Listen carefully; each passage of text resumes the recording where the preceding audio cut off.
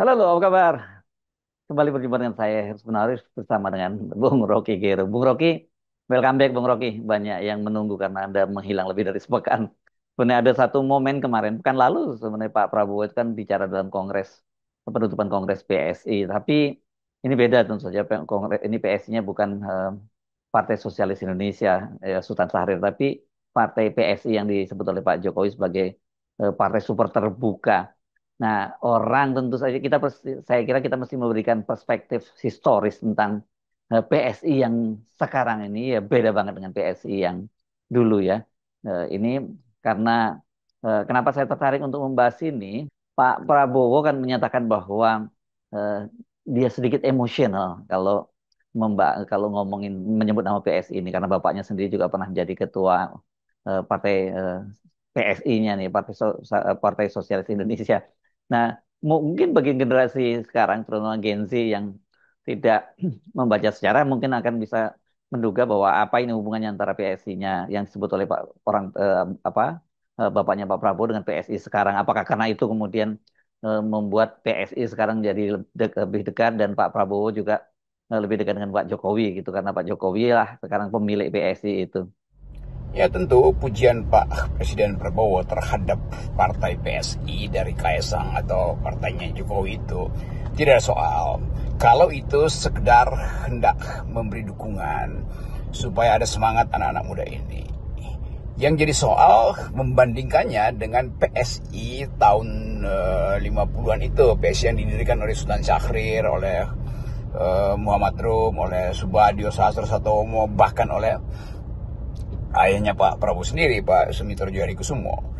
Kan perbandingan itu menunjukkan bahwa Presiden Prabowo itu kurang paham sejarah PSI yang awal tuh.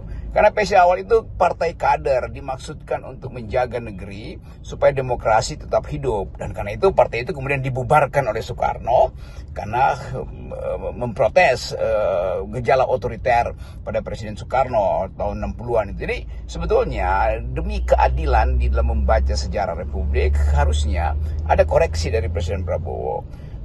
Kan tidak mungkin semua orang itu harus membaca sejarah. Presiden justru yang harus memberitahu pada anak-anak muda bahwa ada satu partai namanya Partai Sosialis Indonesia yang kemudian dibubarkan di zaman Orde Lama bersama-sama dengan Masyumi itu karena memprotes otoritarianisme dari Bung Karno pada waktu itu. Jadi demi keadilan intelektual, keadilan sejarah justru Pak Prabowo mesti terangkan itu tuh. Bahwa kemudian ada partai baru PSI yang lambangnya gajah merah itu urusan lain.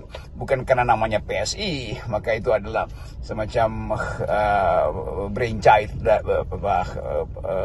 buah pikiran dari PSI yang lama. Kan orang kemudian bukan sekedar bingung, menganggap bahwa apa poin dari pujian itu. Jadi sekali lagi ini soal yang harus diterangkan supaya publik mengerti bahwa Presiden Prabowo memang menghendaki ada partai yang diusung oleh anak muda yang fresh, tetapi sejarah Republik kita tidak mungkin dijadikan sebagai keterangan untuk membenarkan bahwa itu adalah kelanjutan dari Partai Sosialis Indonesia tuh. Tentu para sejarawan akan tercengang, atau mereka yang belajar ilmu politik, atau bahkan mereka yang mengerti tentang kondisi ketika Sultan Syahrir membentuk partai itu sebagai partai kader dan hanya dimaksudkan untuk pendidikan, bukan untuk mengejar kekuasaan. Kita tahu membaca buku-buku Sultan Syahrir, perjuangan kita, buku tentang sosialis demokrasi, kan semua itu menunjukkan ada pikiran di situ. Dan itu yang memungkinkan kita mengerti bahwa PSI dari awal ada partai kader. Dan fakta bahwa Sultan Syahrir juga pernah jadi Perdana Menteri itu didasarkan pada kemampuan dari Sultan Syahrir untuk memimpin dengan gagasan tuh, bukan dengan cawe-cawe, bukan dengan menempel pada kekuasaannya. Itu saya kira yang mesti diluruskan oleh Presiden Prabowo. Padahal kalau kita baca sejarah ya jelas berbeda sekali ya antara PSI Sultan Syahrir kita menyebutnya gitu ya dengan PSI Gajah Merah yang disebut sebagai Jokowi sebagai partai super terbuka.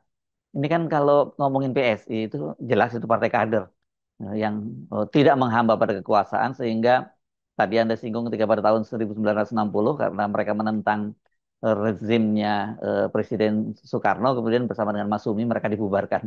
Kalau sekarang ini beda banget ini.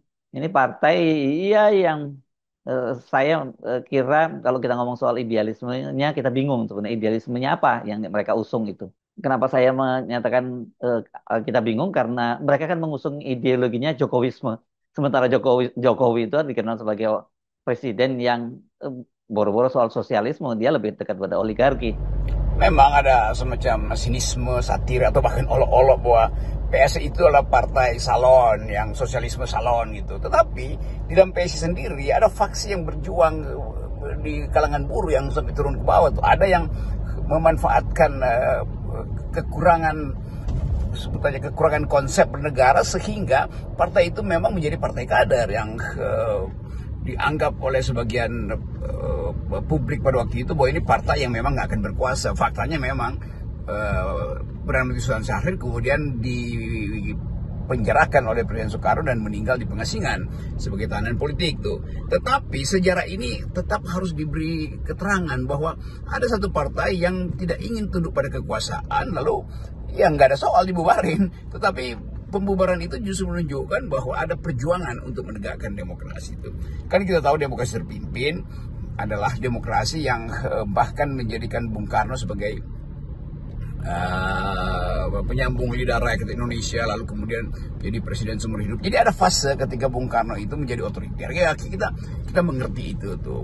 Dan ini beda dengan Soekarnoisme ya. Ini watak Presiden Soekarno dan ajaran beliau itu yang kita mesti bedakan, bahwa seseorang itu kemudian tergoda menjadi pemimpin yang otoriter itu karena wilayah yang memuliakan dia itu, yang melulukan dia itu tidak paham demokrasi itu. Kemudian ajaran Bung Karno diteruskan sampai Ibu Mega tetap memakai prinsip Soekarnoisme. Tentu Ibu Mega juga tahu sejarah itu dan kita mengenal Bung Karno sekarang karena keteguhan Megawati untuk memperjuangkan demokrasi, dan itu yang mungkin bertepatan hari ini 27 Juli ketika markas PDIP diserbu oleh sebut aja oleh Orde Baru, Megawati melawan tuh. Jadi pada Megawati ada juga janji untuk mempertahankan demokrasi itu, dan perjuangan itu yang sampai sekarang tetap dipegang oleh Ibu Mega.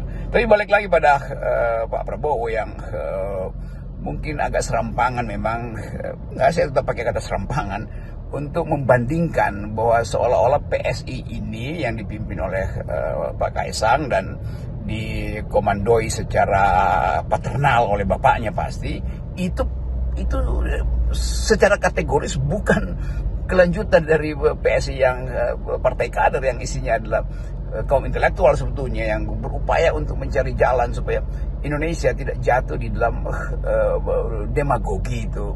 Karena pada waktu itu banyak kalangan demagog yang terbuai mengkultuskan Bung Karno. Salah satu pesan Sultan Syahrir waktu itu adalah jangan kultuskan individu, tetapi jadikan politik itu sebagai arena perdebatan masa depan dengan konsep yang kuat. Jadi saya kira itu bedanya antara PSI yang di awal dan PSI yang sekarang. Namanya sama memang, singkatnya sama, tapi tentu isi moralnya pasti beda. Nah, kalau kita ngomongin PSI, sekali lagi ini PSI-nya Sultan Syahrir, bukan partai PSI yang partai super terbukanya Joko Widodo, ini beda banget gitu ya. Ini kan selain partai kader, dia gudangnya intelektual gitu, dan saya kira secara perspektif sejarah dan ideologis itu tentu sangat jauh jaraknya dengan PSI sekarang, jauh, bukan hanya jarak tapi berbeda jauh lah dengan PSI sekarang. Ya, memang ada persaingan bahkan antara Sultan Syahrir dan Suditro, tetapi itu persaingan intelektual, persaingan politik yang isinya ada perdebatan tentang arah sosialisme Indonesia tuh. Yang begini-begini ini silakan tanya pada sahabat saya, J.J. Rizal, dia paham semua hal tentang itu. Dan soal-soal semacam ini yang mungkin dimaksudkan atau tidak sengaja dimaksudkan oleh Presiden Prabowo, tapi dia harus koreksi karena dia adalah kepala negara dan tugas kepala negara adalah memberi pelajaran sejarah itu. Jangan sampai pelajaran sejarah itu orang Gen Z hari ini kemudian menganggap oh ini betul-betul adalah new new PSI atau new Sultan Syahrir atau bahkan new kind of socialism. Nah, itu salah betul itu. Karena tentu PSI yang di awal kemerdekaan itu didesain untuk jadi partai pendidikan kader dan patungan, bahkan untuk membiayai kaderisasi itu ya, patungan di antara anggotanya. Beda dengan PSI sekarang yang berlimpah uang karena disokong oleh oligarki. Itu aja udah jadi semacam pembeda moral, dan kelihatannya bagian-bagian ini yang sedang dipercakapkan oleh publik, karena saya dapat banyak WA, banyak pesan untuk mengomentari kenapa Presiden Prabowo menyamakan itu. Tentu sebagai basa-basi politik, karena beliau adalah kepala negara, presiden membuka satu partai, kongres partai baru untuk pemilihan ketua yang baru, dan PSI ada pendukung kabinet Prabowo, ya oke, nggak ada soal. Tetapi yang jadi soal sekali lagi adalah kejujuran dan kebenaran historis. Itu yang harus kita pegang. Demi apapun, sesuatu yang sekedar dibandingkan tanpa ada keterangan atau argumentasi historis, apalagi argumentasi ideologis, itu menyesatkan. Tentu menyesatkan karena orang-orang akan anggap bahwa PSI yang sekarang itu satu ide dengan PSI sebelumnya. Itu betul-betul jauh, itu berbeda sekali ideologinya tuh. Ideologi Kreatif dan Sultan Syahrir tentu tidak terbaca pada ideologi PSI hari-hari ini, karena ideologi elitis dari PSI, dan itu yang PSI hari ini sebetulnya itu yang menunjukkan jarak intelektual jauh sekali, apalagi jarak ideologi. Jadi sekali lagi FNN hanya ingin menerangkan itu supaya tidak ada semacam sebut aja quote and quote dalam tanda petik pemalsuan historis tentang sejarah perpolitikan kita, apalagi sejarah ideologi. Kalau kita bicara soal PSI-nya Sultan Syahrir, kita mesti harus bicara ideologi sosialisme yang sampai sekarang terus menjadi bahan kajian, bahkan juga pembahasan secara akademis ini. Banyak disertasi tentang PSI ini. Sementara kalau kita bicara PSI sekarang, kok kita tadi saya sebut seperti kita hanya bicara pada anak muda yang saya kenal. Sebenarnya banyak sekali anak-anak ini, anak-anak cerdas, anak pintar yang punya idealisme, tapi ketika mereka masuk dalam kekuasaan, mereka kemudian juga terlibat pragmatisme politis sama seperti dengan dengan partai-partai yang lain. Bahkan yang paling berat itu adalah mereka menghamba pada kekuasaan, itu yang saya kira itu bukan partainya anak muda lah ya. Kalau partai anak muda itu kan harusnya memang rebel gitu ya, dan memperjuangkan soal kepentingan rakyat itu di atas kepentingan pribadi yang mereka sangat pragmatis. Ya, saya komentari soal ini karena saya kenal betul PSI zaman dulu, bahkan saya berkali-kali ikut dalam seminar untuk membongkar sebetulnya apa ideologi dari Syahrirism atau ideologi dari PSI yang sering disebut juga itu cuma kalangan intelektual di sekitar Jakarta terutama, atau Menteng bahkan. Tetapi sampai sekarang ide itu dibicarakan karena banyak studi yang kemudian dilanjutkan untuk membahas bahwa ide sosialis itu pernah jadi dasar argumentasi untuk mengucapkan demokrasi ketika Indonesia baru merdeka tuh tahun 50 atau 48 bahkan itu, sampai akhirnya partainya dibubarkan tahun 60 karena mengkritik Soekarno terus, dan itu penanda bahwa matinya demokrasi justru tuh. Jadi PSI bahkan udah jadi bahan disertasi, mungkin ada 10 disertasi yang ditulis tentang PSI Sultan Syahrir itu. Nah, kita sekarang masuk di dalam upaya untuk mengingatkan generasi bahwa keintiman di dalam politik itu bukan keintiman bisnis, bukan keintiman modal, tapi keintiman intelektual, keintiman ideologi, keintiman gagasan. Nah, itu yang nggak ada saya kira di PSI yang hari ini nih. Saya mau terangkan itu karena PSI yang sekarang di awalnya, bahkan saya kasih kuliah pertama yang ketika saudara Raja Anthony dan Grace Natali minta saya menerangkan apa itu solidaritas, apa itu sejarah partai. Jadi kelihatannya publik harus dicerahkan, itu mungkin berlebihan, diberi pengetahuan supaya ada kejujuran di dalam fakta-fakta sejarah. Saya kira itu yang dengan serius hendak kita terangkan di forum FNN ini, supaya sekali lagi Presiden Prabowo harus mengkoreksi itu, karena yang mengucapkan itu adalah Presiden, kepala negara, akan dicatat oleh sejarah tuh.